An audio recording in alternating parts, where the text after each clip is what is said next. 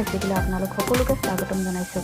আজি মোৰ ৰেচিপিত আছে ফুলকবি মিক্স ভাজি, আৰু এই ফুলকবি মিক্স ভাজিৰ লগত মই লৈছোঁ গাজৰ, মটৰ, কেপচিকাম, বিলাহী সৰু সৰুকৈ কাটি লৈছোঁ, পিঁয়াজ কেইডোখৰমান, আদা আৰু নহৰু, লগতে ধনিয়া পাত কেইখিলামানো লৈছোঁ। উতলিলেই ফুলকবিত মই অলপ নিমখ ছটিয়াই দি মেলি উতলাই লৈছোঁ। ফুলকবিকেইডোখৰ মই অকণমান তেলত ভাজি ল'ম, ফ্ৰাই কৰি ল'ম। কম তেল দিছোঁ একেবাৰে। ফুলকবিকেইডোখৰ তেলত ফ্ৰাই কৰি লৈছোঁ।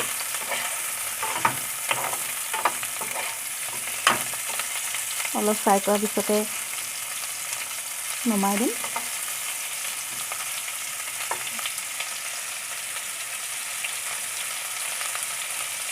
প্ৰায় হওঁ অৱস্থাত অলপ ফ্ৰাই কৰাৰ পিছতে মই এনেকৈ বল এটাত উলিয়াই দিম।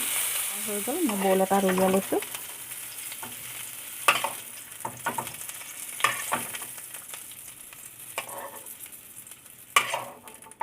তেলতে মই পিঁয়াজ, নহৰু, আদা ভাজি লৈছোঁ।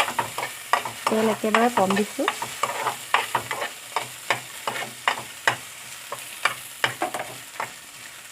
আপোনালোকে দেখিছে তেল একেবাৰে কম।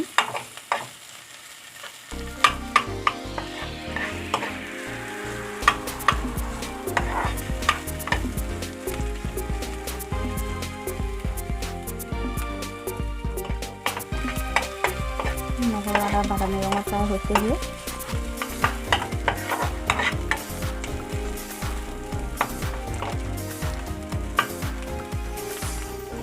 ইয়াত মই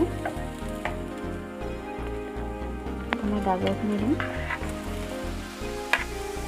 মটৰখিনি দিম, কেপচিকাম দিম।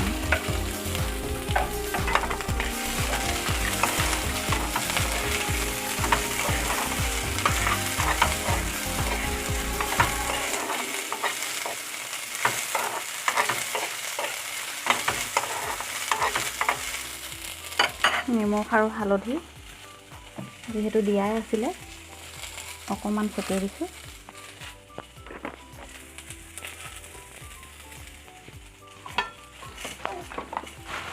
হালধি দিম।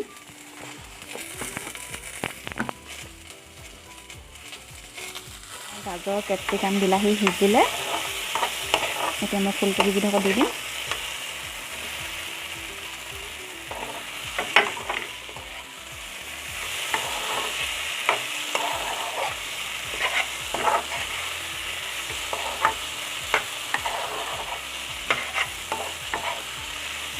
মিক্স কৰি দিছোঁ।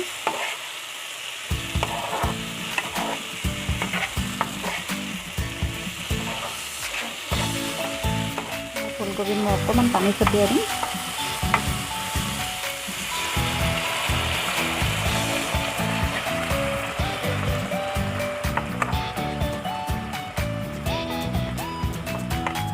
অকণমান পানী দিয়াৰ পিছত এনেকৈ মই ঢাকন মাৰি দিম প্ৰায় 10 মিনিটৰ কাৰণে।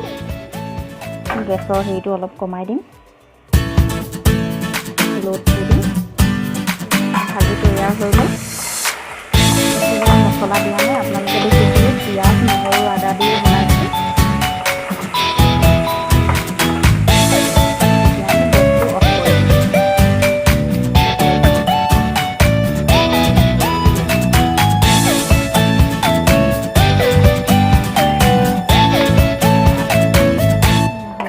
ফুলকবি ভাজি